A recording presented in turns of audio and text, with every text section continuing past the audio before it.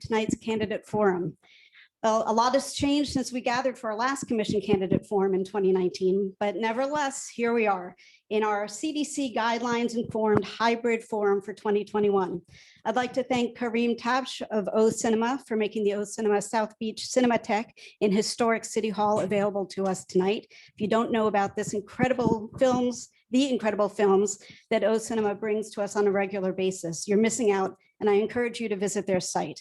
We miss them in Miami Beach's North Beach, and we hope to get them back up there. I'd also like to thank Guillermo Sofia and the good folks at Filmgate for providing technical proficiency, which I assure you far exceeds anything we at MBU could muster on our own. This video will also be uploaded to our miamibeachunited.org site for viewing once it's ready. A lot has changed since we sent out our save the date a few weeks ago.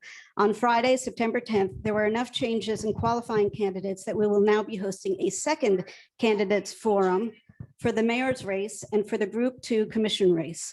That will be done in the next few weeks via Zoom only, and details will be sent out shortly.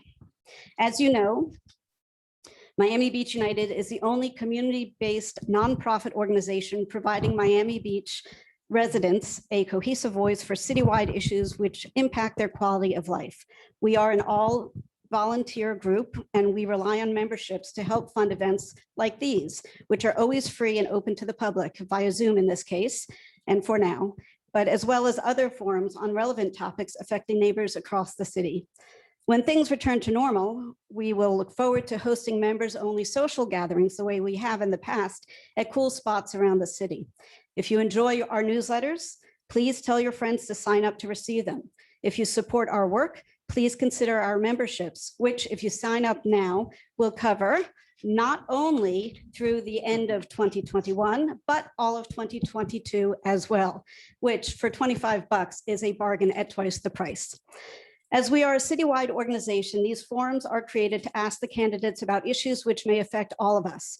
To that end, we have gathered questions from members and together with input from the board have sought to craft them in a way that will illuminate how each candidate thinks about the issue. The format will be as follows. Each candidate will be given 60 seconds for an opening statement.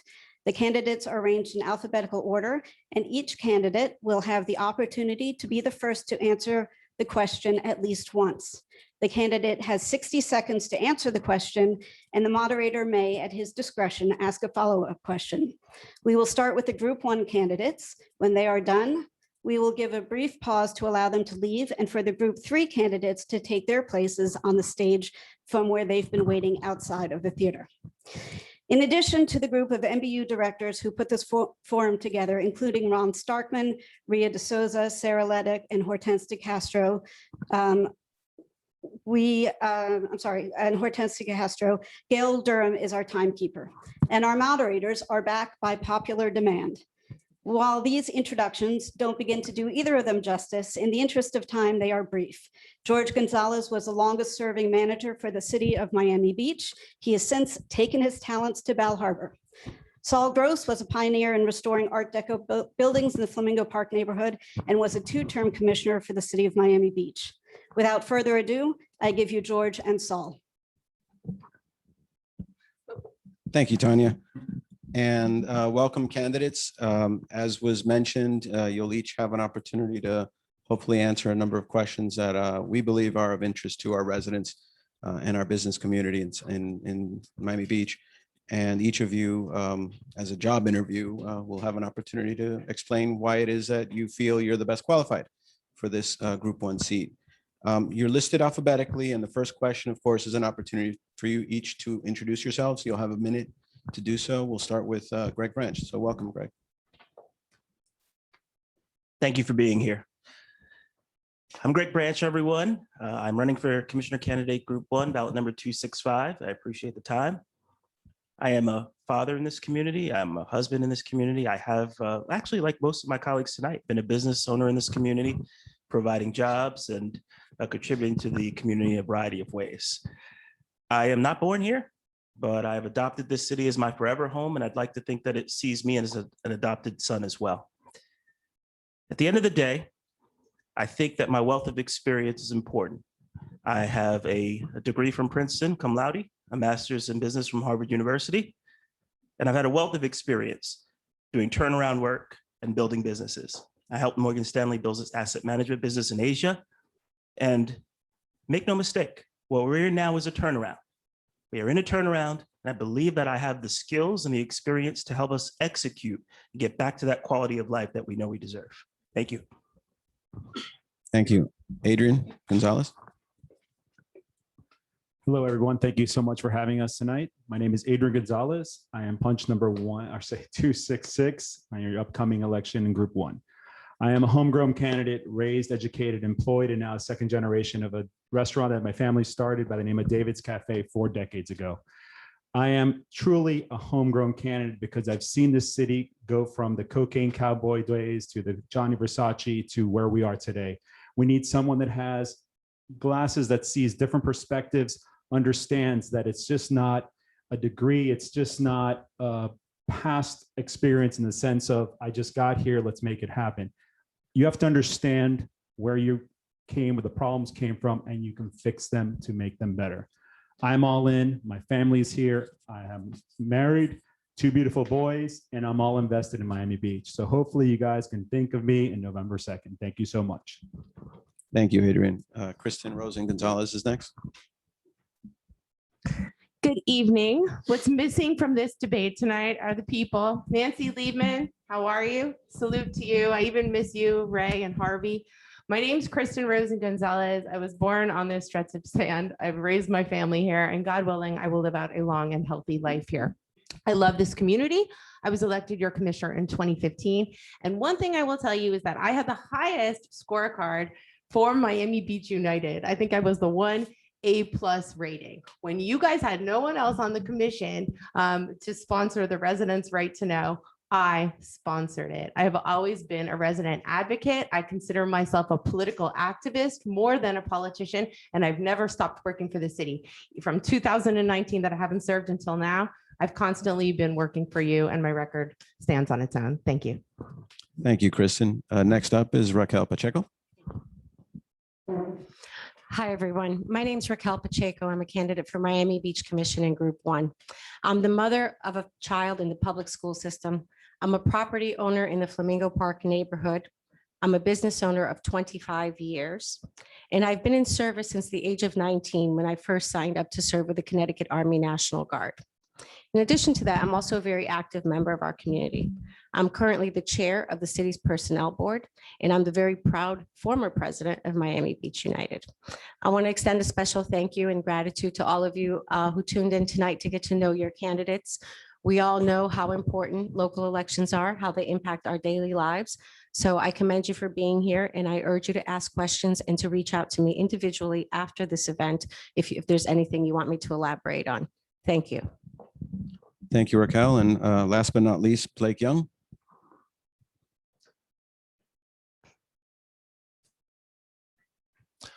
Good evening. My name is Blake Young, running for Miami Beach Commissioner. I'll be on the ballot November 2nd, and that's punch number 269.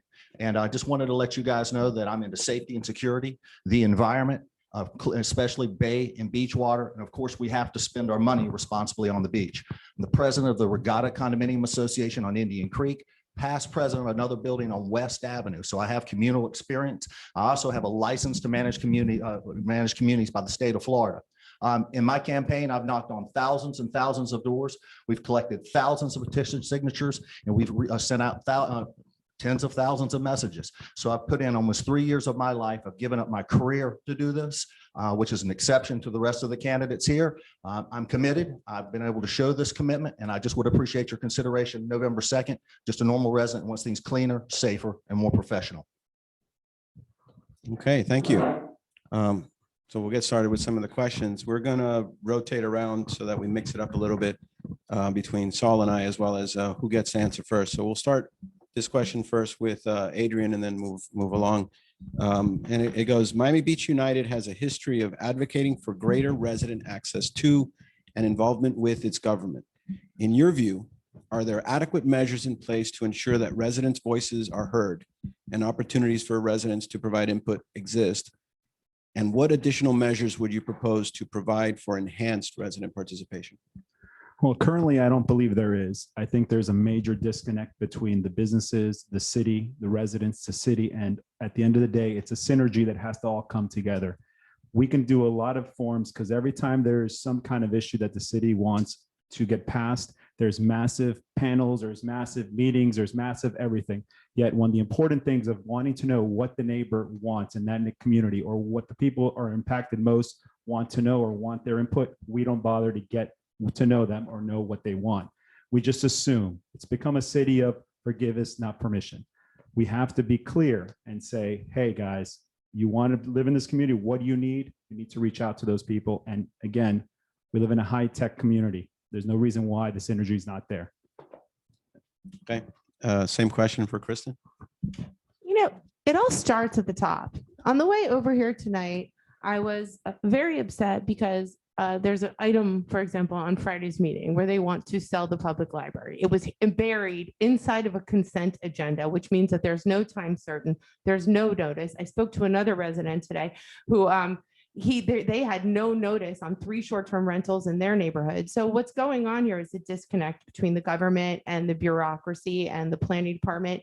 And I think that we could do a lot better. And I think that as we elect people, we have to demand that they are resident friendly. This is a part-time job. This is a community service. And if we're doing this for the right reasons, then we should really just be working in service for the residents. And some of the stuff that's happening, politicians should not be selling libraries. We shouldn't be circumventing our charter. We should be serving the people and doing what's right and protecting the public trust. Same question, Raquel? Well, I can tell you that there's definitely a disconnect. And I've experienced that myself because that's what caused me to run for office in the first place in 2019.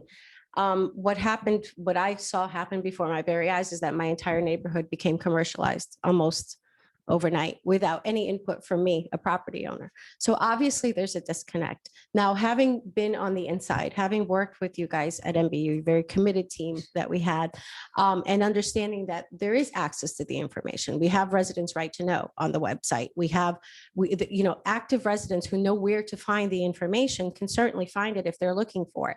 However, where I think the major disconnect happens is at large. How do we get people educated about where to find the information? How do we get them engaged before it's too late, before decisions are made that are not reversible? So I would work towards bridging that gap. I think that 90% of the issues that we see in our community come from a lack of understanding and just general disagreement and lack of information. Thank you. Thank you. Blake Young? Yes, we had a question similar to this last time during the last forum. We talked about some things that could make it more accessible. I talked about having the commission meetings at later hours. They have them at all sorts of inconvenient times for the residents. And so if we want to get more resident participation, I advise us have them when they can actually attend. Obviously, with the advent of Zoom and all the conferences calls that we can do now, that should make things easier. But in terms of the communication, I run a moderator group with Stephen Cohen, which is the Miami Beach community. And yes, I know the city has a communication problem reaching out to the citizens. And that's why we've been able to fill that gap, streaming meetings, posting announcements and trying to keep them up to date. But I believe that a digital input and obviously having the meetings at a different time when we all can attend would be a good thing in the strip in the right direction. Thank you so much. Okay, thank you. And last, Greg Branch. So the answer to this question is always going to be no. It's always going to be no. Our residents are not being heard sufficiently as long as there's any portion of our community that feels that way. Like candidate Pacheco said, I feel some of that is that we haven't properly educated people on where to find the information they're looking for. And I hope that my colleagues and whoever's on that next commission realizes that we have a greater burden to educate than past commissions did. It's become increasingly harder to differentiate between what is good information and what is bad information. And that means that we have to be communicating the good information much more voluminously, much more consistently than we have in the past. Another thing that I've always wondered, in every great company I've worked for, we've had upward reviews and downward reviews. The management would want to know how they're doing. I think we should think about structured forums where we can give upward reviews, structured, responsible, actionable upward reviews that would help our servants serve us better, because I believe that that's what they're interested in doing. Thank you. Okay, thank you. You survived the first round admirably. We're going to focus a little bit on the entertainment district because that seems to be a hot topic. The first question goes to Kristen Rosen Gonzalez, and then everybody will answer. Residents are growing more concerned with the increase in violence and crime in our community, particularly in the South Beach Entertainment District. What specific measures would you support to ensure our safety, and how would you propose to pay for these measures? I think the cheapest thing and what all the research shows is that when you put up signs showing people that they're being surveyed, that there's surveillance on cameras, crime drops like 20%. So we need signage throughout the district immediately. I think that would make a big difference. Another thing that we need is a transformative leader, police leader, somebody who is walking the streets and motivating his troops to be out there in an environment that is unsafe and a little, and challenging. And there's so many, the tensions are so high. I think we need better lighting. I think that we need to begin to enforce our laws. It all starts with enforcing these laws. And if we have to, we need to show the police that they have our complete support and possibly look at our leadership team and assess how we can make it better. Okay, thank you. Demand how we can make it better. Thank you. Raquel Pacheco. Okay, I'm being very specific. First, I'm glad to hear that the street is being reopened again. We've had a carnival style block party situation going on that's only accelerated the situation. Second, we need to get real police presence out there, and that means we need to have police officers on foot patrol. We also need to go after not just club promoters, but actual street party promoters, because that's a thing now. I've seen it with my own eyes. I was with the police last week. I'll be with them again on Friday, watching with my own eyes what's happening out there. To Kristen's point, the cameras, just so you know, they're everywhere. I've seen it. I've been inside the real crime center and I've watched it. There's not a single corner that isn't covered with cameras. So maybe the signage would alert and maybe it would deter, but we need to do that. And then we also need to talk about short-term rentals. In 2019, I spoke about this and I was dubbed the pro short-term rental candidate, which could not be more false. What I was advocating for then was regulation, and I'm advocating for it now. We have lost control. We have lost any legal power over controlling our short-term rentals in the beach, and our beach is covered with them. It's literally blanketed with them, my neighborhood included. So all of those things combined, we need to take action immediately. Okay, thank you. Blake Young. Yeah, this is a great question. One thing I can tell you right now is that we definitely need more police from the meetings that I attend. I'm not running for police chief, so I'm not going to go into specific policies telling them how to do their job, but I will tell you that I'll be here to evaluate how they're doing their job, and I'm going to be looking for results.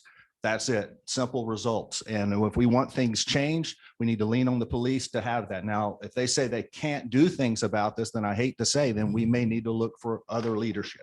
Because in a situation where people say we can't police our way out of this, have we ever tried?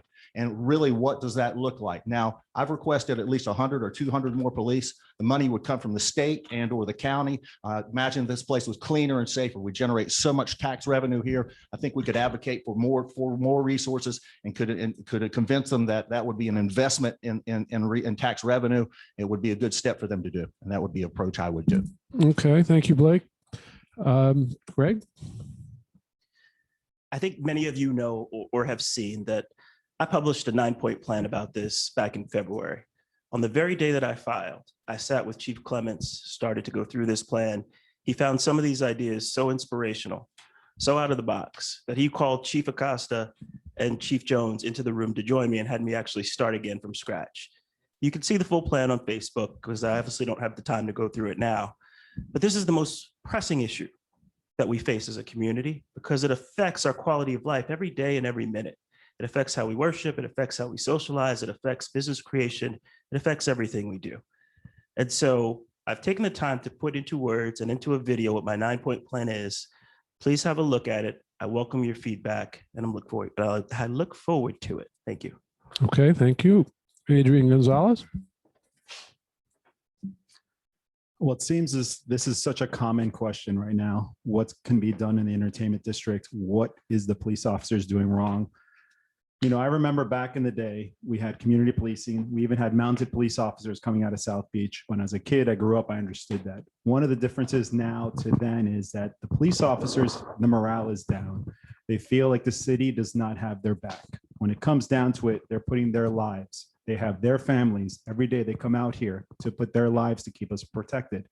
They're doing what they can, unfortunately, with shoestring schedule. They don't have enough manpower out there. And just a retrospect here, you think about this, Fort Lauderdale has over 800 officers. We have 400.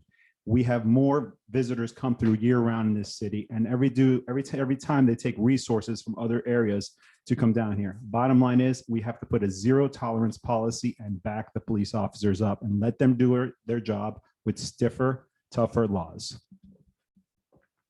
Okay, we're going to mix it up a little bit. So this is a one-word answer.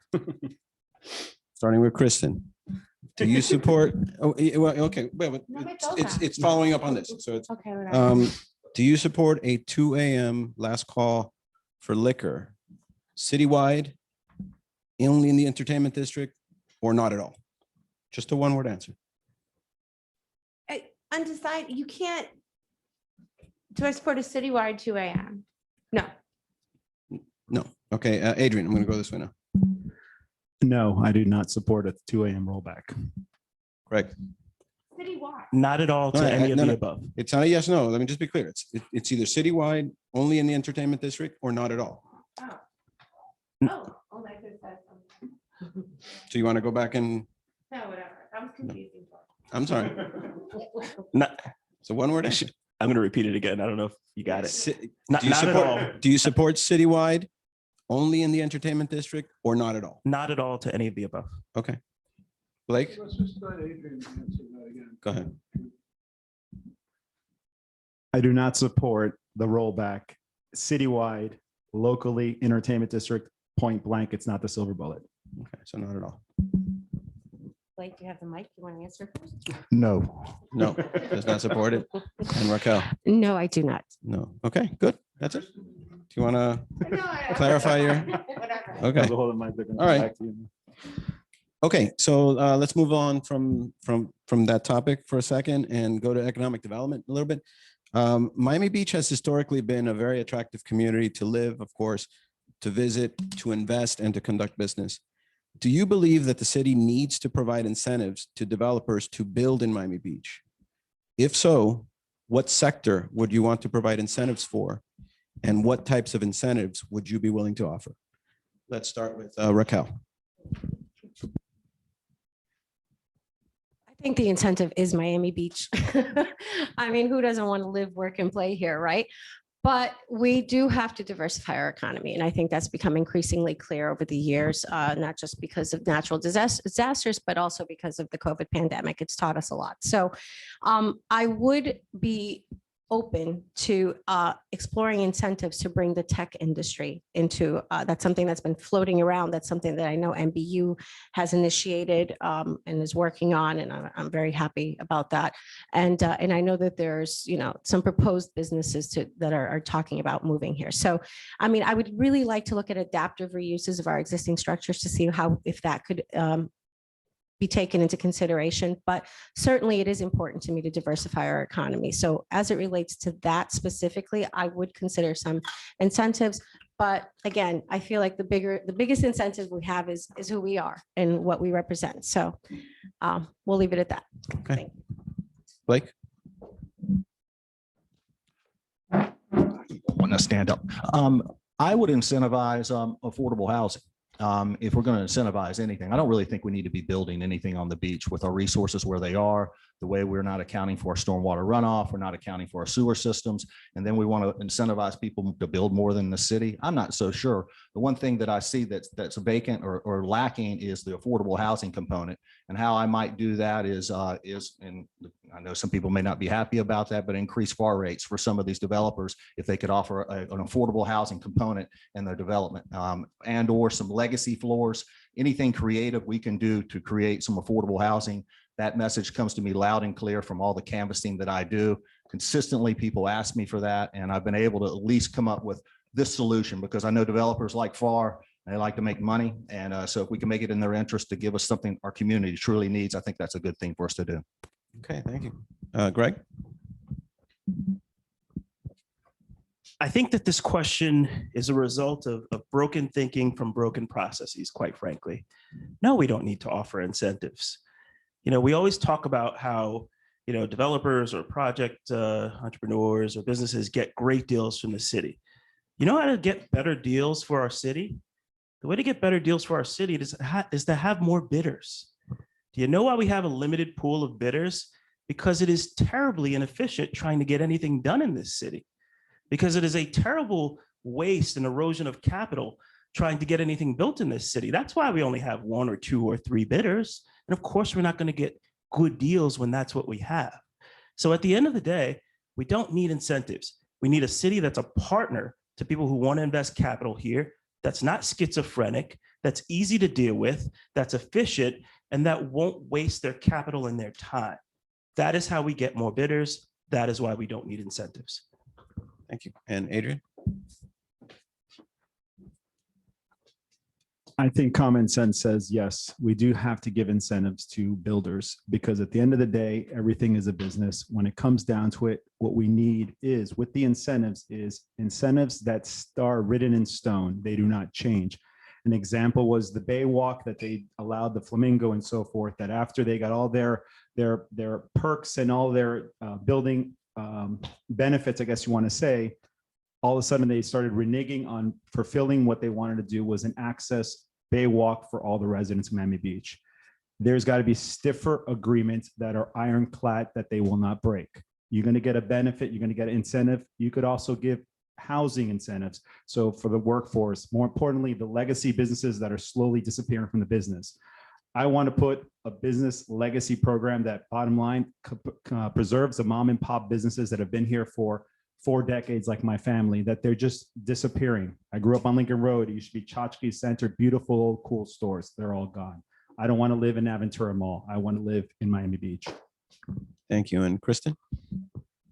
Miami Beach is missing multifamily residential housing where a family can live. It doesn't seem to be very attractive to developers. If it was profitable, they would be building it. What it seems attractive to developers right now is hotel rooms or micro units or more hotel rooms and more hotel rooms. But I think that, and I hate to give extra density, possibly some height, maybe a bioswale, but there has to be a way to work with our planning and zoning department and figure out some incentives so that we begin to develop a new stock of residential housing. I would say anywhere between $400,000 and $800,000 so that working families can come and live in Miami Beach. We're missing that in our housing stock. Okay, thank you. I'm going to ask a lightning round question for a yes or no answer and then follow with another question. But in line with incentives, do you support selling or offering city-owned land for private development, such as bridging the funding shortfall for the North Beach swimming pool, Olympic pool, or the parking lots for office building development, those types of things? Blake? Yes or no? Yeah. Well, you really packed in a lot there. You've got 2 things going, but well, just a general concept. Do you support incentives? So would you support selling private land or leasing private land? What I would say is no, Public land, I would sorry. not sell city land for the instance that you just said. I mean, I probably would have borrowed the money if we needed more money for that particular project versus selling city land. Money's cheap. Okay, yes or I mean, no? that's what I wanted to get into. Okay, I mean, no that's problem. a complicated question. Gotcha. Greg? Leasing should always be our first look. We have a finite amount of assets. We can't build anymore. Okay. Adrian? We are Miami Beach, and that's a big no. Okay. No, we should be acquiring land, not selling it. Okay, Raquel? No, we should respect the charter and put it out to vote a referendum. Okay. We got a lot of agreement among the candidates here. We have to create some controversy. Let me go back to South Beach. You all, I think, answered the last question that you didn't support the rollback of the alcohol hours, which has been central to certainly the mayor's proposals for South Beach. Let me ask you about another aspect of that proposal, the mayor's vision includes making the South Beach Entertainment District more of a residential neighborhood with fewer hotel rooms and less entertainment. Do you support that vision, or do you have a different vision? In 1 minute, tell us. Greg, please start. I support parts of that vision. I oppose parts of it for the same reason I oppose a 2 a.m. rollback. At the end of the day, whether we like it or not, our economy is structured on filling 21,000 hotel rooms every night. Our economy does better when we get a high spend, vibrant tourism. For many years, when I was a much younger man, I was a part of that tourism. I would come and spend a lot of my company's money here. My wife's from Australia. When Australians want to come to the US, they come to Vegas, LA, New York, Miami Beach, all high-end nightlife tourism industries. So on the one hand, I think we have to preserve options to develop those types of things that will attract vibrant tourism. And on the other, I think, man, Saul, I think I forgot the rest of the question. That's okay. You gave a good answer. Let's go to Adrian. At the end of the day, there is no silver bullet. The 2 a.m. rollback makes no sense because it's a Band-Aid on a bigger problem.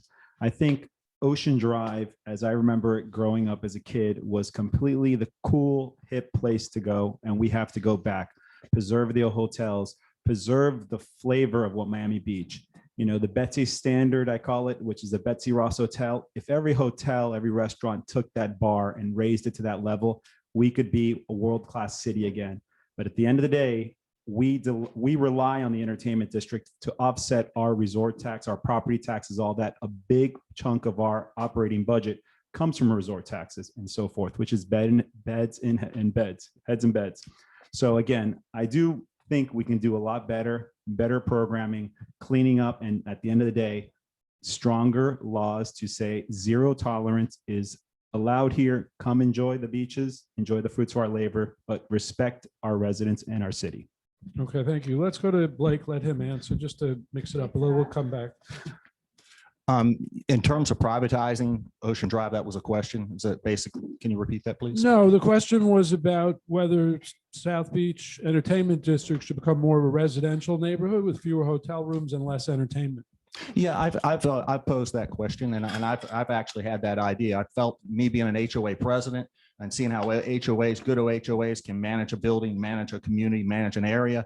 The problem what we have with Ocean Drive is you have a lot of businesses there, and businesses do what they do. They make money, and they're not so worried about quality of life. It takes a special business owner to do those types of things, in my opinion. So I think it comes back to, if we could get some residential feel onto that road, so it's not just bar after bar after bar, where we had some changes, still could have some of the restaurants, still could have a lot of the feel, but maybe have more of an HOA controlled building, HOA situation where you actually have somebody that lives there at night, lives there on the weekend, and wants some quality of life besides just making money. So, okay, thank you. Raquel?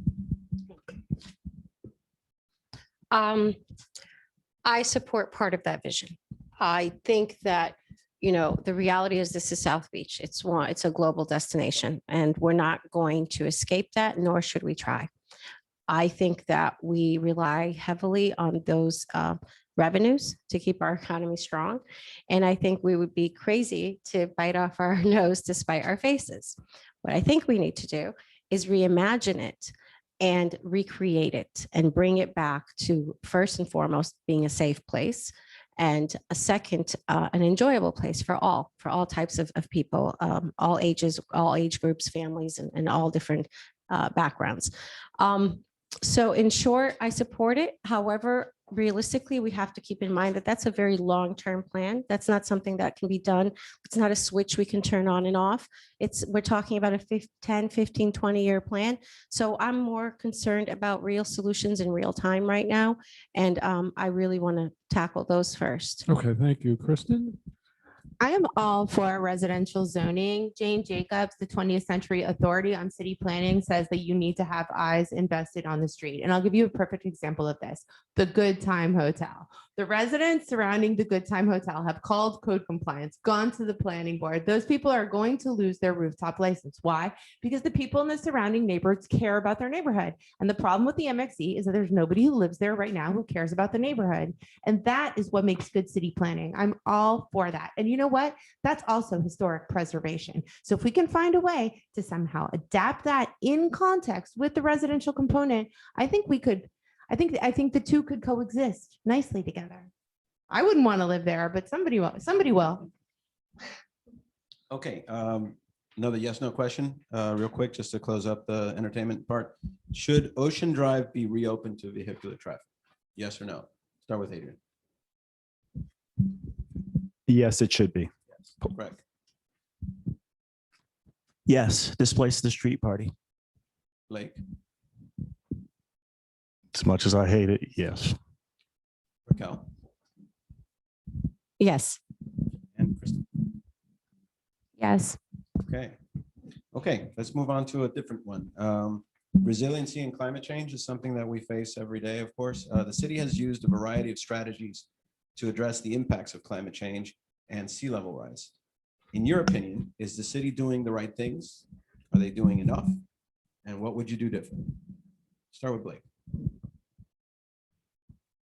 The city could be doing a lot of things different, if you ask me. The first thing is, I think everybody knows I don't own a vehicle. I own a bicycle, and this is how I get around town. And I think that allowing for somebody like me and other people like me in this community to find other ways to commute, to transport around the city would certainly add some resiliency to us. It would keep the traffic down at a certain level. If you come back to the stormwater runoff, yeah, we pump it out into the bay, all with the phosphorus and the nitrogen and all the contaminants that go there. So there's certainly improvement we need to be doing there. And in terms of flood mitigation, certainly we need to do flood mitigation in certain areas. The city has a fiduciary duty to do so. But the question is what way we actually mitigate the flooding, because there's numerous ways and numerous causes for flooding. And to copy Commissioner Minor, one size fits all is not necessarily the best way to do that.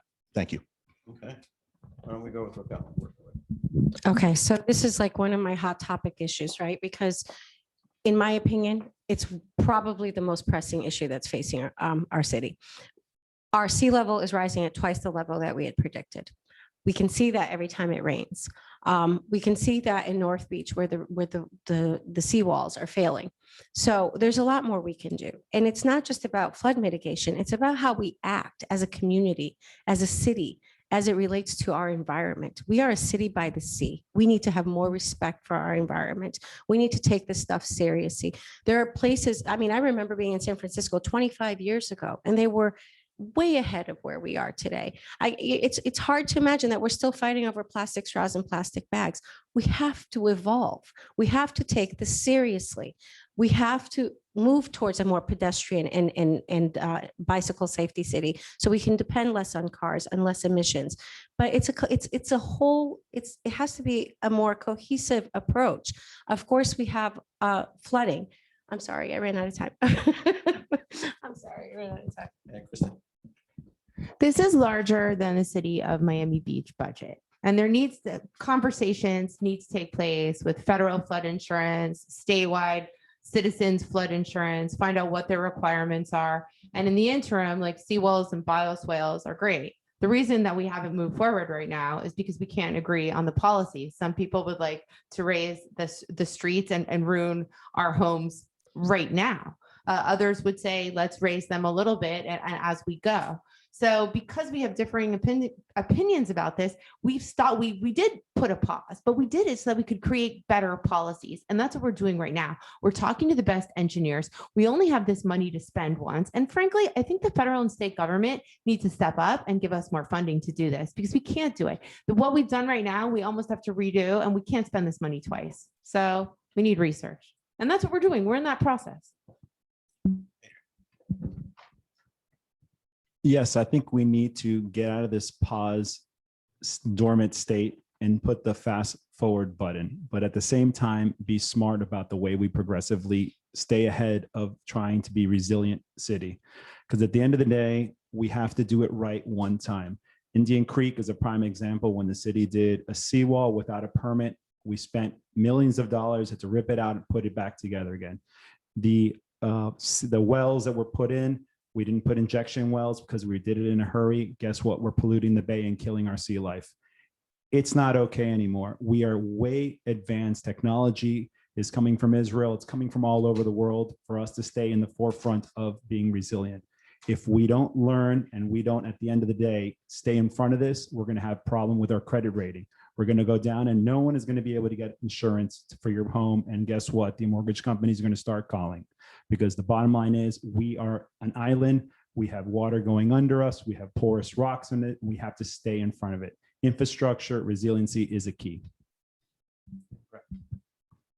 Well, let's keep the agreement streak going. I agree with all of my colleagues here. Like Kristen said, in some respects, this problem is much larger than us. But like Raquel said, we have to concentrate on doing what we can. And we also have to concentrate on educating our fellow residents to do what they can as well. I'm not going to disparage what administrations before now have done, because I think a lot of good work, a lot of hard work, a lot of dedication has gone into progressing us. There is an amazing mulching program sponsored by the Botanical Garden.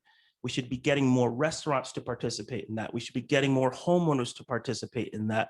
And so, as Raquel Pacheco said, I think let's start with the small stuff, right? Well, let's fight for the large stuff, but let's do what we can and hope that our fellow citizens of this state, of this nation, of this country, of this world will do what they can as well. To that end, I recently joined the Echo Channel, a fledgling entertainment company, as a managing director to help spread the message in any way that I can, because it is an existential crisis. Okay. Another lightning round question on the same subject of resiliency. Excuse me. Do you support raising streets, particularly in residential areas, as a strategy for dealing with stormwater flooding? Raquel. Just yes or no?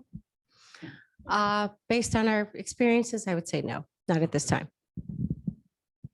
Sorry, should go to Kristen. Kristen.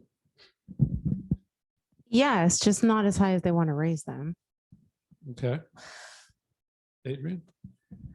Yes, but learning by our fail examples from the previous. Okay. Yes, if that's what the data and the experts tell us to do. All right. And Blake. We got one back. Oh, there. I'm not a big fan of raising the roads for residential. I'm just not, Okay. from what I've seen. That's fine. Next question is about the FAR loophole that's currently being exploited by the city. The city charter prohibits the increase of floor area ratio unless first approved by Miami Beach voters. Over the past several years on various projects, the city has vacated portions of streets or other publicly owned property and deeded that land to adjacent private property owners, having the effect of adding floor area to private developments. Would you be willing to sponsor a charter amendment to close this loophole? And would you vote in favor of closing this loophole? Greg, start with you. I think that there's the answer that everyone wants to hear, and then there's probably a more well-researched and thoughtful answer. Of course, everyone wants to hear everyone say no to this, but the reality is that there are probably certain projects that require it. And if the people that we elect, if the people that we've given our trust to deem it necessary, then we should trust them. If we don't trust them, then we shouldn't elect them.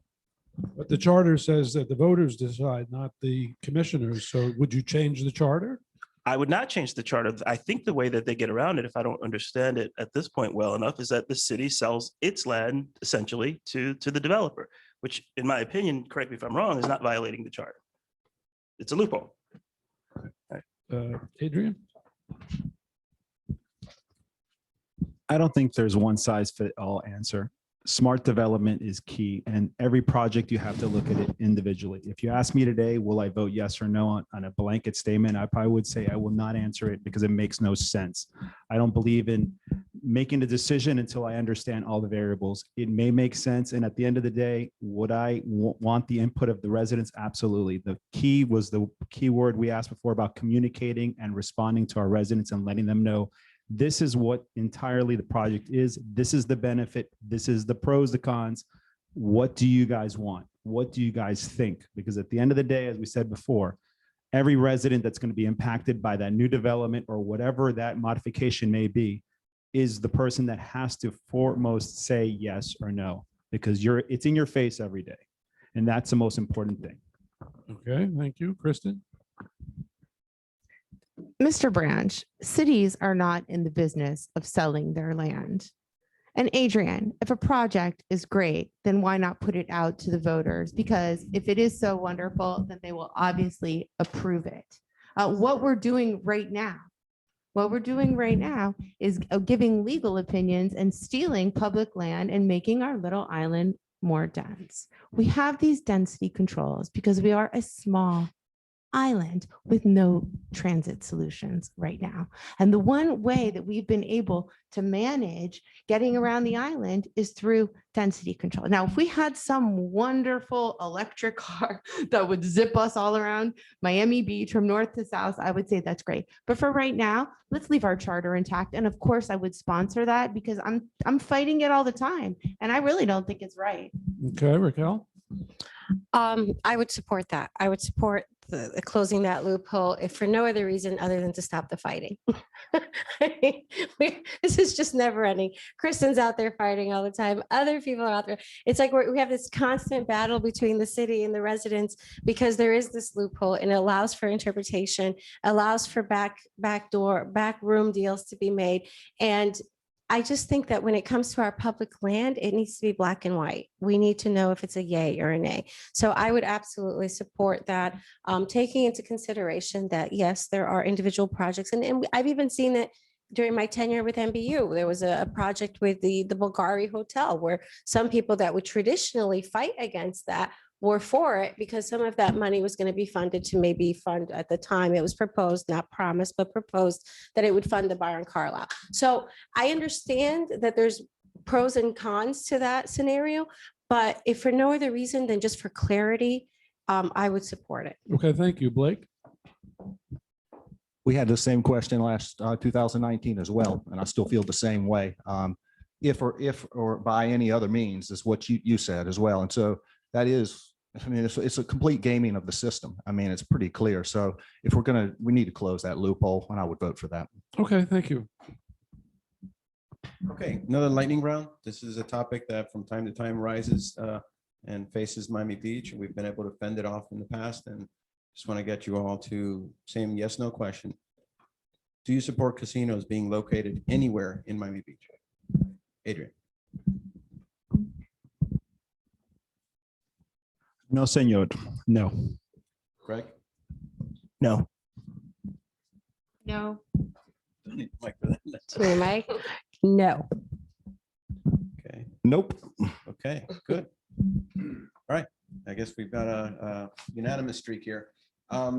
Something I like to do when I moderate these forums, we do a lot of the question asking. I'm gonna flip it around a little bit now, and each of you will have an opportunity to ask a question of one of your opponents. And they'll be able to respond. Let's start with Raquel.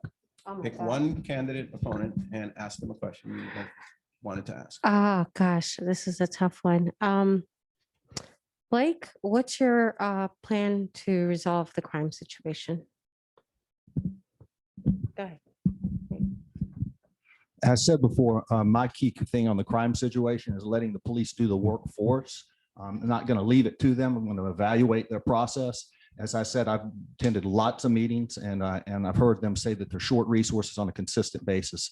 I think that we can add plenty more resources. We can also add some more enforcement. All the residents, the thousands I speak with, say they've noticed a big difference in enforcement and the visibility of the police.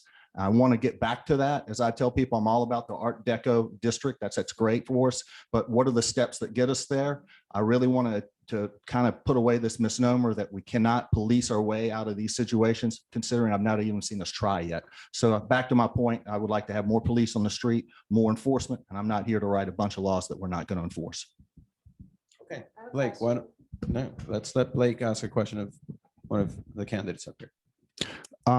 Okay, this has been kind of fascinating to me to watch. I filed for office almost a year and a half ago, and I've seen some candidates that have filed weeks ago.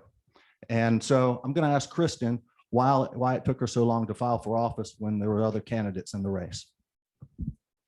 Because I work. I finished my PhD. I was opening Cafe Bernie. I have a few real estate deals going on, and I never stopped working for the city. I might not have been out knocking on doors, but I sure was on those Zoom meetings when they wanted to ruin the context of the Raleigh Hotel, or, you know, shade the Shelbourne. I helped the residents of the Faena. We saved the Byron Carlisle Field. We stopped the parking department from being privatized. I worked very hard. I might not have been campaigning, but I'll tell you, Blake, I love this city, and I consider myself a political activist first and foremost. Thank you. Okay, Kristen. Yes. Ask. Adrian, do you think that it is a conflict of interest that David's Cafe is located inside of the Shelbourne Hotel and their operation agreement is with Menon Hospitality, which is the Galbert family, one of the largest developer, very well respected, one of the largest developers in the city, with interest, liquor interest, 5 a.m., 2 a.m. interest? How do you feel that that's going to affect your business? How will you have to recuse yourself on those votes? Well, thank you, Kristen, for bringing that out. Yes, I am in a operating agreement with the Keith Menon, or the Menon Hospitality, which the Shelbourne is no longer owned by Russell Galbert. And the deal, when I pretty much came in, it was no longer them. They are in a temporary ownership or management, so bottom line. But it's interesting because I believe Bernie works for Menon Group, doesn't he? At Books and Books. Well, it's interesting how if we all do our homework and research, the same person asking the question has a lot of ties to it. No, I don't. Bernie does not work for Menon Hospitality, and we created Cafe Bernie because I thought it was a conflict. All right. So going Is that back to your what answer? Finish your answer.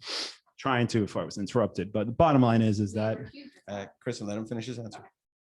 if I'm under a contract for Menon Hospitality, yes, I will recuse myself if that is the case.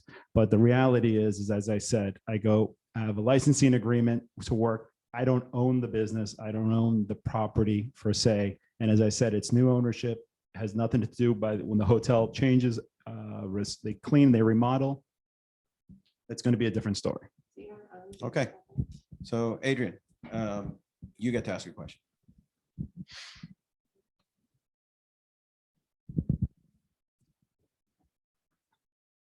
Kristen, we'll go back to you. Since I know you love being this light of things. So as a former commissioner, former candidate for Congress, causing the city thousands and thousands of dollars legal fees for challenging something that at the end of the day, you were dead against and you were wrong to fight. What do you think that will be different in this sitting in the commission after you prove that it's not okay to fight the city? I'm so glad you asked that. First and foremost, I sued the state of Florida and I was wronged, but I will tell you, I was wrong. And the city decided to, there was a $10,000. I'm sure they spent some money. I don't know how much money it was, but trust me, compared to other waste. But I'll tell you something. The one thing that I did in my last tenure was let down the people of Miami Beach by listening to others and running for Congress. I did not understand that my vote mattered. But now in this election, in this environment, I realize more than ever before that my vote matters on that commission, because we are at a tipping point in so many ways in terms of development, in terms of our quality of life. And I just sent out a Yom Kippur message about this, reflecting and introspecting on the mistakes I've made. And I admit them, but you know what? This is Kristen 2.0, and I'm ready to serve. And I recognize where I was wrong. Okay, you don't get to ask again. Greg, you get a chance now. I think I am the only campaign version on this stage tonight. And I've seen some great things, and I've seen some not so great things. I wanted to ask Raquel, since you've been through this before, and since you've been out knocking on doors and working hard, tell us about some of the more inspiring things you saw, or some of the more epiphanies you've had, or share something positive with us, please. Oh, okay, positive. Gee, thanks a lot. No pressure, right? Here's the one thing that stands out the most, Greg, and thank you for your question. It's a great question.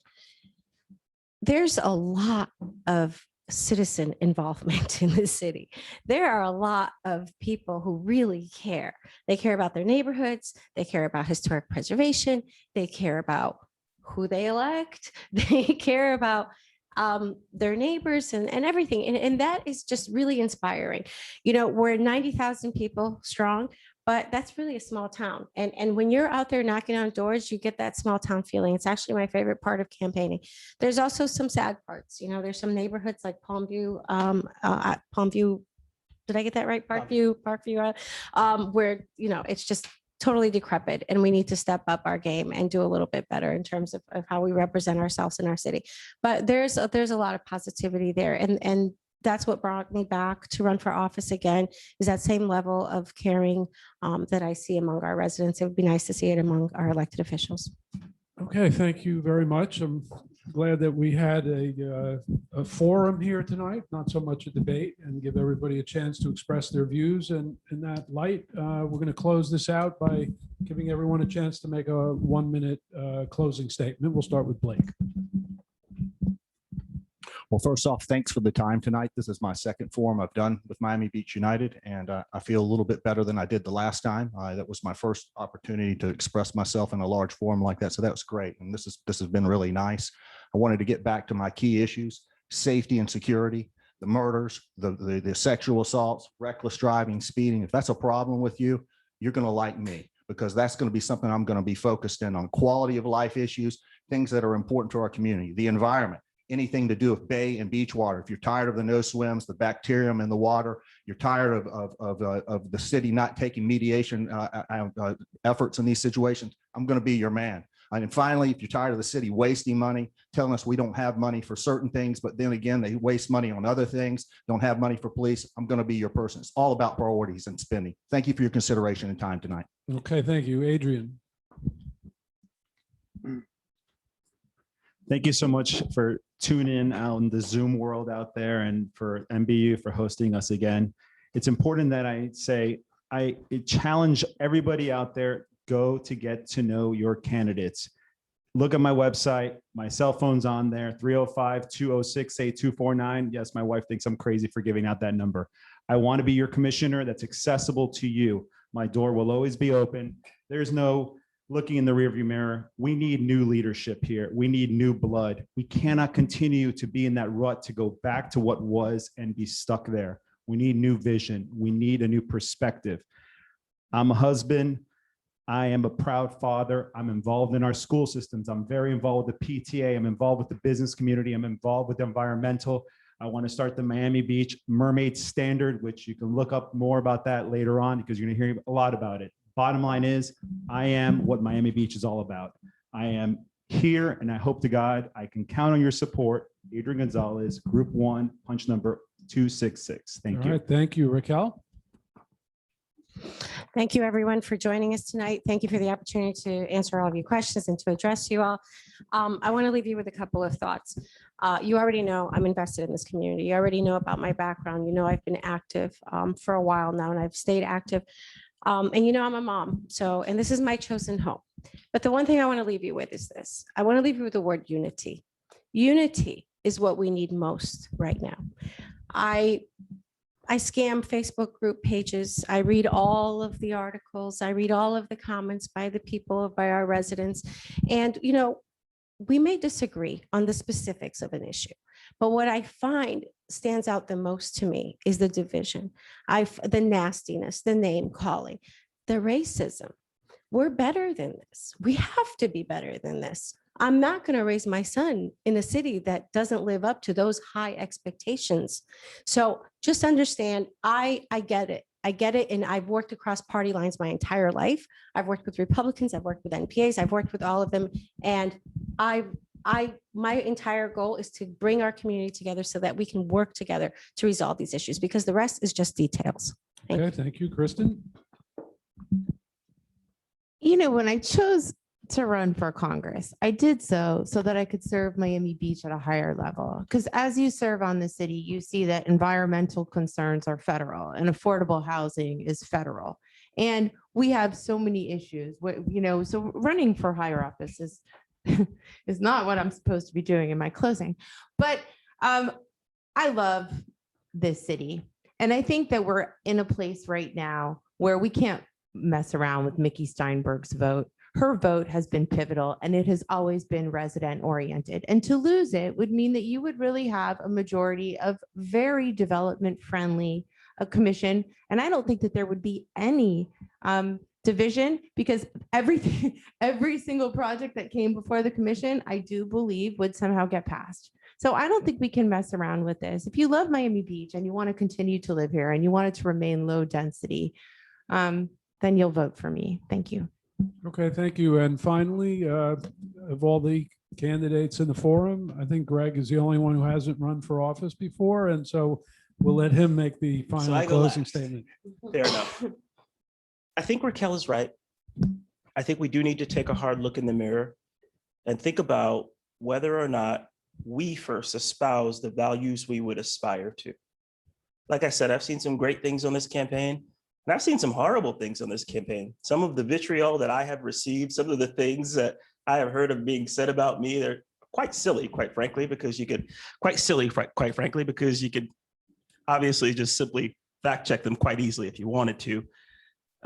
Not to mention that I am the most thoroughly background check candidate that has ever run in the history of this election. I am background checked by the SEC, by FINRA, by my broker dealer, by CNBC, by Fox Business News, and Bloomberg.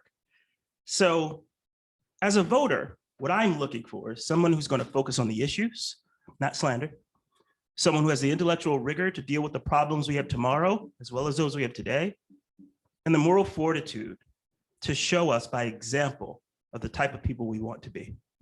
Okay, that concludes our forum. Let the audience applaud now. And this audience. Did you cut, Tanya? Did you want to say something? Yeah, this group in the forum. Yeah. Who's the lawyer here? Okay, thank you all very much. Thank you.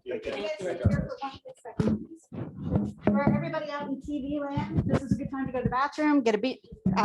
For everybody out in TV land, this is a good time to go to the bathroom and get a beer or have a snack. We'll be with you in just a couple of minutes as we switch out to the next candidate group.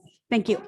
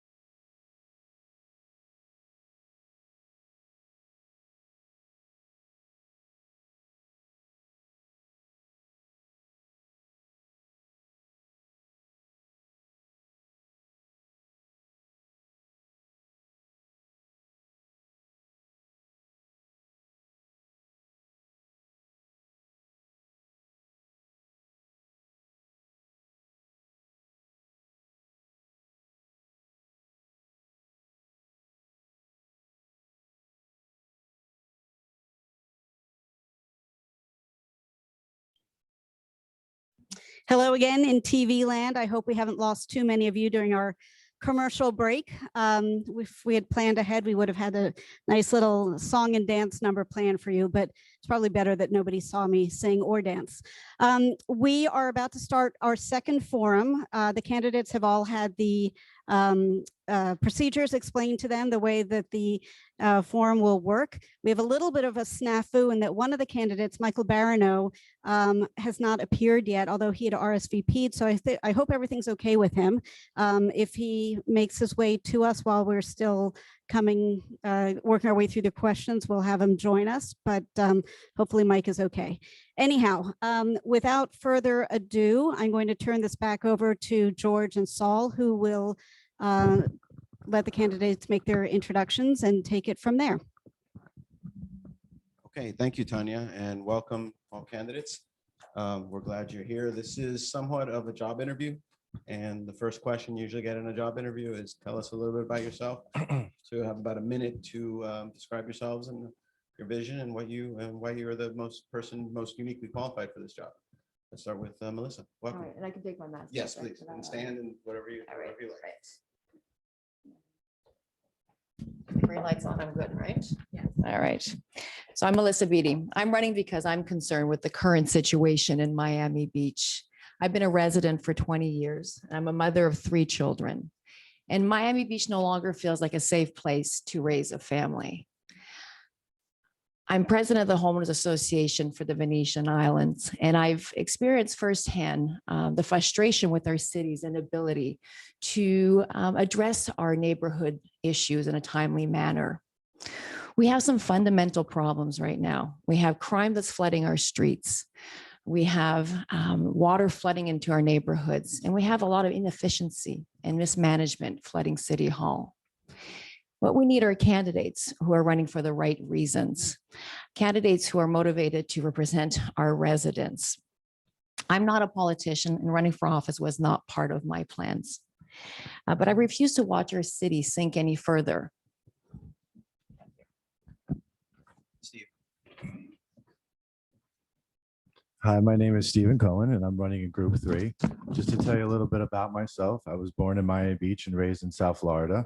I spent 17 years living in South Beach, and during that time, I was mostly in real estate as a realtor and investing in my own properties. In the last 2 or 3 years, I've been living in North Beach, which is obviously quite a different city than South Beach. And I've been spending most of my time really as a community activist, trying to bring residents together, trying to get them to learn about the city through through the politics, through watching city meetings. I created a Facebook group about Miami Beach community, which actually we do solve problems besides complain, because that is a pastime in Miami Beach. And so this year I'm running basically because we all know that we do have a crime problem, also for the environment. And I firmly believe we need more accountability in City Hall. So that's why I'm running, and running only for the residents. And I look forward to answering your questions. And I'm really happy that you guys had this forum so all the residents can get to hear from us. Thank you. Thank you. And Alex?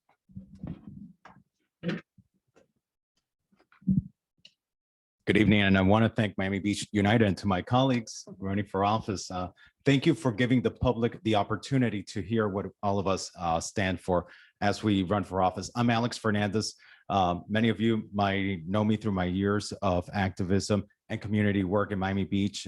You may recall from 12 years ago that I ran for office, and today I come to you with a little bit more gray hair than what I did last time, but I did not disappear from the community. I've stayed involved working on public safety issues. I've worked on our charter review task force to enhance the rights of our residents, and I've always been there for our community, ensuring the quality of life, voting against overdevelopment, ensuring that development is responsible, and making sure that in every decision that we make at City Hall, we're focused #1 on safety, because there's nothing more important today for Miami Beach than ensuring that our future is bright, is successful, and is safe for all in Miami Beach. Okay, good. All right, so let's start some questions. As I mentioned, this is an interview, so we get a chance to ask a little bit here. So Miami Beach United has a history of advocating for greater resident access to and involvement with its city government. In your view, are there adequate measures in place to ensure that the residents' voices are heard and opportunities for resident input are provided? What additional measures, if any, would you propose for enhanced resident participation? Start with Steve. Actually, I was kind of hoping you would ask this question because I did notice, like I said, 3 years ago, I started this Facebook group and it could rain. Oh, sorry.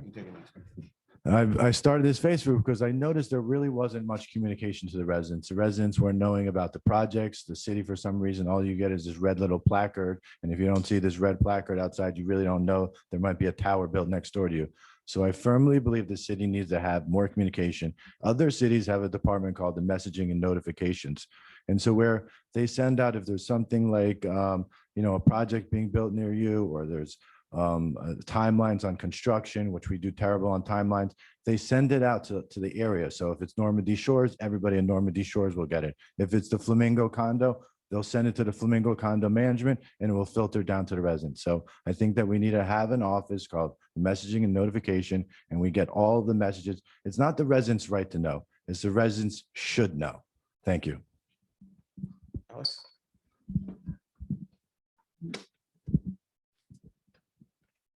Thank you. And as someone running for public office and someone who currently has the privilege of serving the community on the planning board, nothing for me has been more important than communicating with the residents and ensuring that you are electing leaders who will really answer your phone call when you call, who will really read your emails and will be there for you. I have a track record of listening to the residents, and I believe that one of our greatest human capital, greatest resources in City Hall, is our human capital in Miami Beach. We have so many boards and committees who are experts, these residents who are experts who serve in these boards and committees. We need to empower them to be the experts who help City Hall guide the decisions that we make. Sometimes elected officials need to do a little bit less talking and a little bit more listening from their residents. I want to listen to you, but I also want to empower our stakeholders who serve in our boards and committees to truly be the experts who help guide the decision-making of our city governments. Thank you. Melissa? Thank you. I think first off, in my experience with the HOA, it's been interesting to see how we can be mobilizing more presence and communication with the city through the HOAs. We've already initiated a few things for our homeowners association. Beyond that, though, of course, we want our commissioners to be responsive to the residents and their concerns. But ideally, we want a city that's better governed so that residents are not feeling that the responsibility falls on them to be initiating and demanding for some improvements and changes in their neighborhood. So it shouldn't be for them to take on constantly these battles with the city. So ideally, we are doing a better job at effectively treating our neighborhoods and addressing some of the issues so that our residents are not the ones taking up the battles all the time. Thank you. Okay, thank you. Let's talk a little bit about the entertainment district. Residents are certainly growing more concerned with the increase in violence and crime in our community, particularly in the South Beach Entertainment District. What specific measures would you support to ensure our safety throughout the city, but in the entertainment district in particular? Stephen, we'll start with you.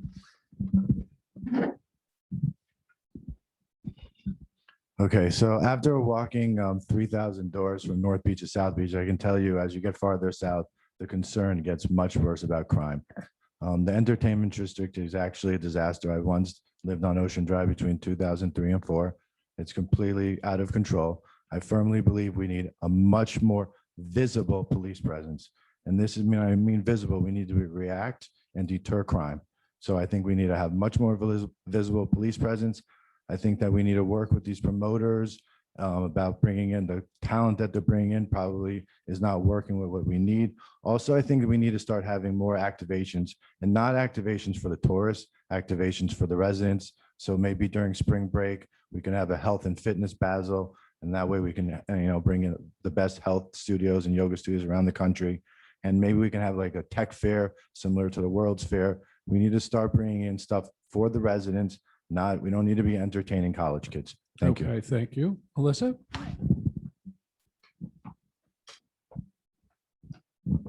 While there's no doubts we're in a crisis mode with the crime right now in Ocean Drive. And so there's some immediate action we need to be taking. We are in need of more police officers and compliance officers, but we don't just need the bodies. We actually need some more enforcement.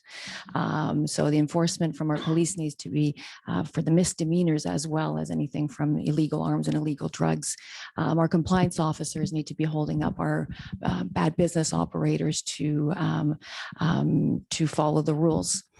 We also have the use of technology that's very important right now, whether it's a license plate readers, the cameras, security cameras, live crime prevention centers. But we also need to start being vocal about that. So we are deterring some of the troublemakers from coming into a city. So I think we need to start putting an effort into sending the message out there that we're putting all this effort towards addressing crime. Okay, thank you. Alex? I want to start off by saying that we live in a great city, and every day we're blessed to live in the most amazing city in America, and our challenges are not unique to Miami Beach. We certainly do have an issue with public safety that we need to address, and my record demonstrates that I have always supported enhanced police presence, enhanced funding for a real-time crime center, $1.5 million that I was happy to support as chair of the Police Citizens Relations Committee so that our police can view the cameras that we've installed through the GOBs throughout the district. But it's not just a policing issue. We need to look at businesses, business tax receipts. Who are the owners of these businesses? We need to look at conditional use permits, and we need to yank those conditional use permits of those establishments who are violating their promises to our community. We need to let the public know that Miami Beach means business, and we need to send the message that Miami Beach will not tolerate businesses that do not respect the rules in Miami Beach. Okay, thank you. I want to mix it up a little bit. So this is a lightning round type of question. So just yes, no is all we're looking for. Although in this case, it's not yes, no. It's a one-word answer. Do you support the 2 a.m. last call rollback for liquor on a citywide basis, or only in the entertainment district, or not at all? Let's start with Melissa. Citywide. This is a citywide. Thank you. Alex? Citywide with exceptions for establishments that meet thresholds. One word. One word. One word. Okay, so you said again, just to repeat, citywide. Citywide with exceptions. And Citywide, Steve. citywide. Okay, thank you.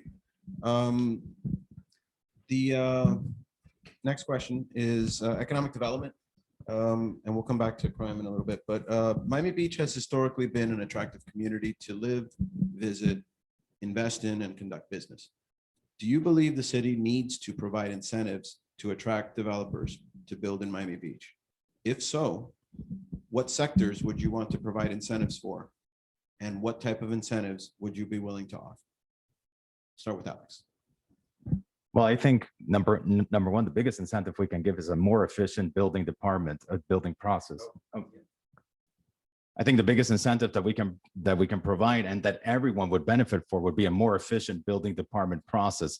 And that's something that's across the board for residents and businesses. But our city has already been working on incentives of targeted job industry, state incentives that are approved by state statutes to attract high paying jobs to Miami Beach from tech firms and other types of companies. But the greatest incentive that we can provide is a clean and safe city so that those employees feel safe in Miami Beach.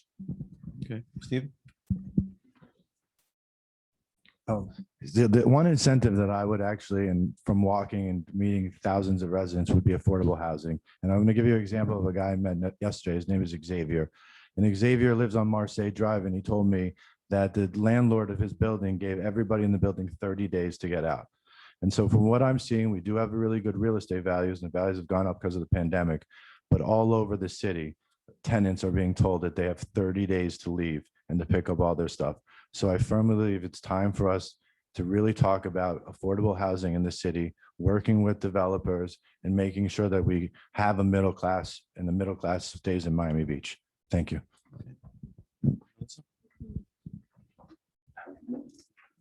In an effort towards our vision of live, work, and play that our mayor has proposed, I think it's going to be important to connect these different neighborhoods from Lincoln Road to Washington to Collins and Ocean Drive.